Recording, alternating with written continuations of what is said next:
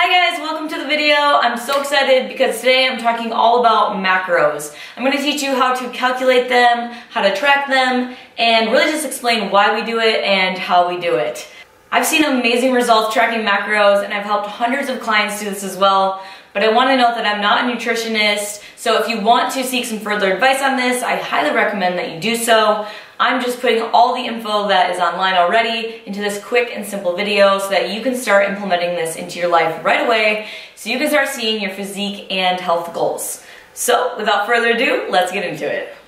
And before we get started guys, I just want to say that I have a free ebook that is going to cover all of this info, so you can go down to the description down below to download that.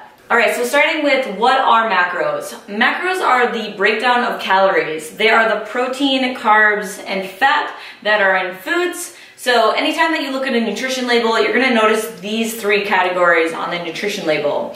Now, 1 gram of protein is equal to 4 calories, 1 gram of carbs is equal to 4 calories, and 1 gram of fat is equal to 9 calories. So that means that fat is more dense, but it doesn't mean that we don't want to eat fat. Fat is essential for our health, and I will explain that a little bit later. But just so you know, these are the numbers that we are going to be calculating today. Alright, now why would we want to calculate macros? Well, the most important reason is because we want to have the awareness. We want to make sure that we're getting the correct amount of calories for our body to function correctly, and getting the right amount of macronutrients is going to optimize that. So you want to make sure you get enough protein because protein is the building block for our cells. It's going to build and repair new muscle. It's going to help you preserve the lean muscle that you already have. And it also helps to produce essential hormones. You want to make sure you get enough carbs because carbs are one of the body's main energy sources, and they can help your organs function on so many different levels, as well as the only way to get fiber is through carbs, so you want to make sure that you're getting enough fiber for your body as well. Now, fat is important because it's also a great energy source, and it also helps us absorb certain nutrients as well as keep us full, and it can also stabilize your blood sugar. Now, the other reason we want to track macros is for the results. Once you start tracking your macros and getting the correct amount of each, you're going to see your body change and you're going to get the results that you were looking for. Now, how much? This is going to vary person to person. I'm going to use myself as an example through this video, but please do not use my numbers. I want you guys to calculate these for yourself because they're going to vary person to person. The factors that we use are age, gender, height, weight, activity, and goal. I want to note that you can do this manually or you can do it through an online calculator. I'm going to teach you how to do both, but I think it's important that you do both because once you start calculating them manually, you're going to start understanding the numbers a lot more rather than just plugging some numbers into a calculator. You don't really understand what is happening and why those numbers are being calculated. And not every online calculator can be trusted. I'll give you a few recommendations, but even so, the online calculators, sometimes the numbers aren't super accurate, so that's why it is important to know how to do it manually. Alright, Happy has decided to join us now, and I'm going to take it down here. Alright, so now we're going to get in how to calculate. So the first step is to find our BMR. BMR is the basal metabolic rate. So this is the amount of calories that your body is going to burn without you doing anything. So if you woke up, you laid in bed all day, you would still be burning calories. There's an equation for this. It's called the Mithyn-St. Jeor. Hope I'm saying that right. But I'm going to put it down here at the bottom of the screen.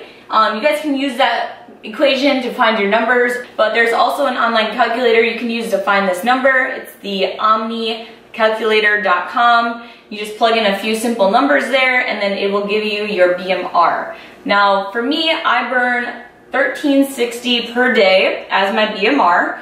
And then after that, we're going to calculate our TDEE. This is the total daily energy expenditure. So this is your BMR multiplied by your activity level. Now this is where it can vary a lot because your calories are going to be based on what you choose for your activity level, so choose this very wisely. I'm going to put a graphic up here on the screen so that you can decide what your activity level is. but this is going to be different for the individual. Now, if you're very active throughout the day, say you're a nurse or you're in construction, you're constantly lifting stuff, you're walking all day, your activity level is going to be much higher, which means you're going to be burning more calories throughout the day. But if you have a desk job and you're sitting down mostly through the day, then your activity level is going to be lower. Now, I'm going to use 1.5 for mine. I do have a very active job, but I only work part-time, so throughout the day I'm sitting a lot working on my computer. So I'm going to multiply 1360 times 1.5, and that is going to give me my TDEE. Now, TDEE is basically your maintenance calories, so this is the amount of calories that you need to maintain your body weight. Alright, next we're going to talk about the goal. So goals can be broken down into 3 categories: maintaining, fat loss, and muscle gain. Now if you want to maintain your weight, you're basically going to consume your TDEE, just like I said before, so there's nothing more that you have to do from there. If you want to go for fat loss, it's recommended to reduce your calories 15 to 20%. Now, if you go towards the more 15 range, you're going to go for a less aggressive goal. This is about 1 pound per week. If you go more into the 20 range, you're going for a more aggressive goal. This is about 1.5 pounds to 2 pounds per week. It is safe to lose up to 2 pounds per week. Some people can do more. I almost always go for 1 pound per week for myself personally. I have gone up to 1.5 or 2 sometimes when I'm trying to go more aggressive or I have less time to get to my goal. And for short term, that is okay, but just realize that if you go for more aggressive goal, you are going to risk losing some lean muscle. So just be aware of that. Now, 3,500 calories is equal to 1 pound, so we want to go into a 500 calorie deficit. If you went into a 500 calorie deficit for 7 days in a row, it would equal 3,500 calories, so that would equal 1 pound of weight loss for that week. For muscle gain, it's recommended to increase by 10 to 15%. The reason it's not as an aggressive increase in calories, you want to have enough calories to gain muscle, but you don't want to put on an excessive amount of fat. Alright, so using myself as an example, we are going to go for a fat loss goal of 15%. So we are going to take my maintenance calories and we're going to multiply it by 0.15. That is going to give us a number, and then we're going to take our maintenance calories and subtract that number, and that will give us the amount of calories that I would need for fat loss. Alright, now coming down to macro ratios. This is how we calculate what we're going to have of each macro. Now we're going to start with protein, because protein is the priority. It is recommended to have 0.6 to 1 gram of protein per pound of desired body weight. So if I was 140 pounds and I wanted to be 130, I would use 130 as my number. And then if we were going on the higher range here with 1 gram, we would just times 130 by 1, so that would get us 130 grams of protein per day. Now, not everyone is going to want to consume that much protein, so you could go to the lower end if you prefer to have less protein and more carbs and fat. For me personally, I am going to go with 0.85 times 130, and that's going to get me about 110 grams of protein. That calculation might be a little bit off, but I know currently I'm eating about 105 to 110 grams of protein. Alright, next we're going to calculate fat. It's recommended to have 20 to 30% fat. I usually like to put my clients somewhere in the middle, 25 to 30%, and then you can change that after a few weeks of testing it out. I usually suggest testing the macros out for about 4 weeks, and then you can adjust them from there if you're not really seeing the needle moving or you just feel like it's not working for you.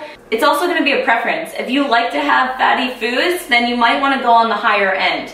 Personally, I love avocados, cashews, coconut oil, so I tend to have a higher fat content, but I do stick with 30% because I can go a little bit overboard with my avocados, if you feel me. Alright, so we're going to go with 30% fat. So what you're going to do is take the fat loss calories and multiply that by 0.3, and then that is going to give us the amount of calories coming from fat. And then, like I said before, there's 9 calories in 1 gram of fat, so we're going to take those calories and we're going to divide it by 9, and then that will give us the amount of grams that we're going to have for fat. All right, next we're gonna calculate carbs. Carbs are typically calculated last because they're usually just whatever is left over after protein and fat are calculated. So we're basically going to take our calories again, we're gonna subtract the calories coming from protein, subtract the calories coming from fat, and then that will leave us with the leftover calories, and then we will divide that by 4, because 4 calories per 1 gram of carb, and that will give us the amount of grams that we'll be having of carbs. Alright then, after you figure out how much of each macronutrient you're going to consume, then it's a good idea to go into the online calculators so that you can compare these numbers. So there's 2 calculators that I'm going to suggest. The first one is ifitfitsyourmacros.com, that's IIFYM.com. It's going to ask you a few questions, age, height, weight. It's also going to take you through a couple other questions regarding exercise, what you do for weightlifting, cardio. Also asks you some other things like cravings. Not that that's too important, but from there it might have you watch a 3-minute video, but it will email you your macros after that. The other one is healthyeater.com. This one doesn't ask you as many questions, it just kind of asks you the basics, but I also found that it is quite accurate. So once you do those 2 calculators and you do it manually, then you'll have a really good idea of what you're going to do for your macros. You can adjust them slightly from what you did manually if the calculator comes out with something different. But then after you finish and you know what you're going to use for your macros, then you can start tracking.